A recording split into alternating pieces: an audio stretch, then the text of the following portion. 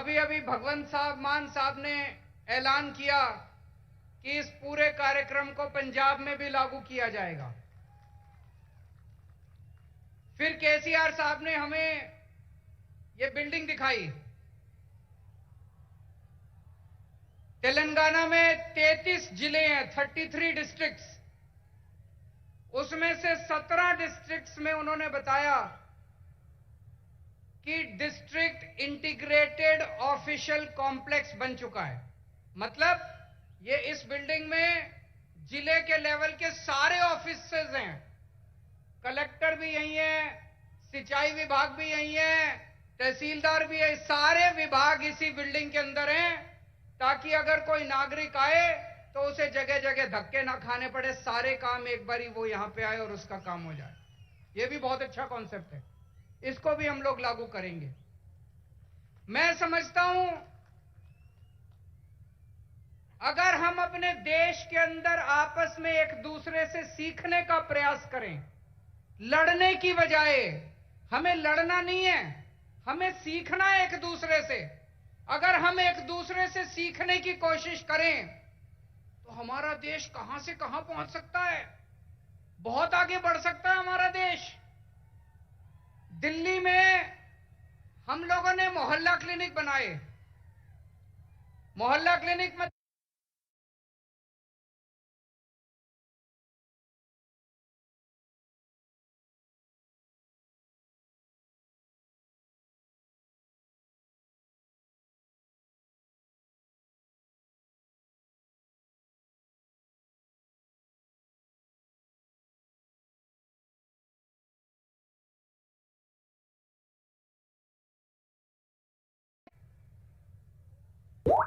आपके मुख्यमंत्री केसीआर साहब हमारे मोहल्ला क्लिनिक देखने के लिए दिल्ली आए।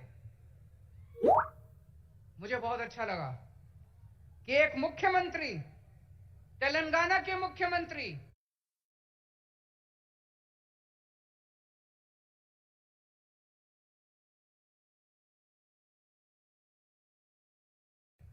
मोहल्ला क्लिनिक दिखाने ले गए।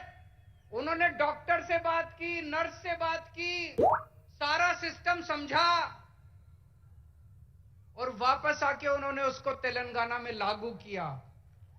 वो क्या नाम है उसका, बस्ती दवाखाना, बस्ती दवाखाना नाम से उन्होंने तेलंगाना में लागू किया। मुझे बहुत अच्छा लगा। तमिलनाडु के मुख्यमंत्री स्टैलिन साहब दिल्ली आए। उन्होंने हमारे स्कूल देखे। हमने दिल्ली में स्कूल बहुत शानदार कर दिए, सरकारी स्कूल, जहां पे गरीबों के बच्चे पढ़ते हैं, रिक्शे वाले का बच्चा पढ़ता है, मजदूर का बच्चा पढ़ता है। अब दिल्ली के सरकारी स्कूल इतने अच्छे हो गए कि दिल्ली में लोग अपने बच्चों को प्राइवेट स्कूल से निकाल निकाल के सरकारी स्कूलों में भर्ती करा रहे हैं। बड़े बड़े प्राइवेट स्कूलों से निकाल निकाल के सरकारी स्कूलों में भर्ती करा रहे हैं। हमारे दिल्ली सरकार के स्कूलों के, दिल्ली के सरकारी स्कूलों के नतीजे 99.7% नतीजे आए हैं पिछले साल, 99.7। तो स्टैलिन साहब हमारे स्कूल देखने के लिए आए। वापस जाके उन्होंने अपने स्कूल ठीक किए और उन्होंने मुझे अपने स्कूल का उद्घाटन करने के लिए बुलाया। दोस्तों, मैं कई बार यह सोचता हूं, हमारे देश को आजाद हुए 75 साल हो गए, 75 साल, फिर भी हमारा देश गरीब क्यों रह गया? फिर भी हमारा देश पिछड़ा क्यों रह गया? हमारे बाद सिंगापुर आजाद हुआ, जापान सेकेंड वर्ल्ड वॉर में तहस नहस हो गया था, जापान हमसे आगे बढ़ गया, सिंगापुर हमसे आगे बढ़ गया, जर्मनी हमसे आगे बढ़ गया। हमारे में क्या कमी रह गई? हम पीछे क्यों रह गए? हम पीछे इसलिए रह गए क्योंकि जैसे भी मान साहब ने बताया, हमारे देश की राजनीति बहुत खराब है, हमारे देश के नेता बहुत खराब हैं। पहली बार इस देश के अंदर एक उम्मीद की किरण जागने लगी है। इस देश के अंदर कुछ मुख्यमंत्री एक साथ आ रहे हैं, कुछ नेता, अखिलेश यादव जी जैसे नेता एक साथ आ रहे हैं, और अब हम सब मिलकर इस देश के विकास की चर्चा कर रहे हैं। हम सब मिलकर अब राजनीति की चर्चा नहीं करते। आज पूरा दिन सुबह से शाम तक हमने बैठ के चर्चा की कि देश के अंदर शिक्षा अच्छी कैसे होनी चाहिए, देश के अंदर अस्पताल अच्छे कैसे होने चाहिए, देश के अंदर सिंचाई अच्छी कैसे होनी चाहिए, किसानों के लिए क्या कर सकते हैं, मजदूरों के लिए क्या कर सकते हैं। देश के कुछ मुख्यमंत्री इकट्ठे होकर ये करने लगे। हम एक दूसरे से सीखना चाहिए हम लोगों को। मुझे याद है बचपन में जब मैं 10वीं क्लास में पढ़ता था, उस टाइम से हम सुन रहे हैं केरला में स्कूल बहुत अच्छे हैं, केरला में अस्पताल बहुत अच्छे हैं। उस टाइम से सुन रहे हैं। अगर केरला में स्कूल हॉस्पिटल अच्छे हैं तो अभी तक बाकी देश में क्यों नहीं हुए? अभी तक हो जाने चाहिए थे बाकी देश में भी, क्यों नहीं हुए अभी तक बाकी देश में? हम सारे आपस में लड़ते रहते हैं, हम सारे पार्टियां आपस में लड़ते रहते हैं, सारे नेता आपस में लड़ते रहते हैं। आज मुझे बड़े दुख के साथ कहना पड़ रहा है,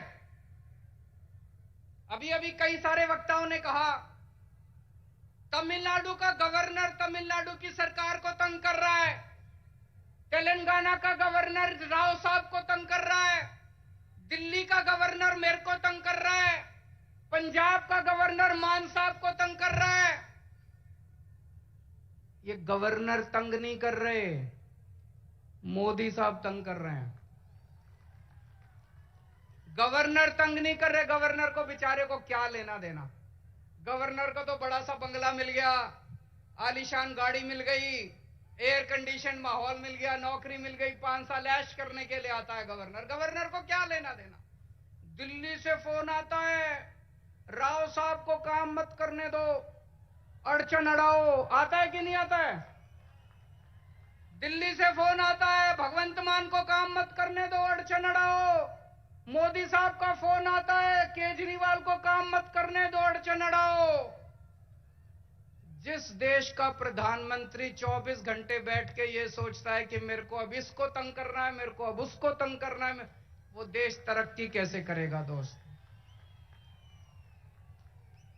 आप में से कौन कौन बेरोजगार है? जरा हाथ खड़े करें जो जो बेरोजगार है, जो जो अनएम्प्लॉयड है। मुझे लगता है मेरी भाषा शायद समझ नहीं आ रही है, अनएम्प्लॉयड तो बहुत लोग हैं। आज देश का एक एक युवा बेरोजगारी से त्रस्त है। हमारे प्रधानमंत्री को बेरोजगारी से कोई लेना देना नहीं है। वो 24 घंटे बैठ के ये सोचते हैं मैं किस मुख्यमंत्री को तंग करूं, किसके ऊपर मैं सीबीआई छोड़ूं, किसके ऊपर मैं इनकम टैक्स की रेड डलवाऊं, किसके पीछे मैं ईडी छोड़ूं। आज पूरे देश के अंदर इतनी महंगाई हो गई है, एक आम आदमी को अपना घर चलाना मुश्किल होता जा रहा है, अपने बच्चे पालने मुश्किल होते जा रहे हैं। लेकिन देश के प्रधानमंत्री को महंगाई की, बेरोजगारी की कोई चिंता नहीं है। वो ये सोचते हैं आज मैं किसके एमएलए खरीदूं, इस पार्टी के एमएलए खरीदूं, इस सरकार को गिराऊं।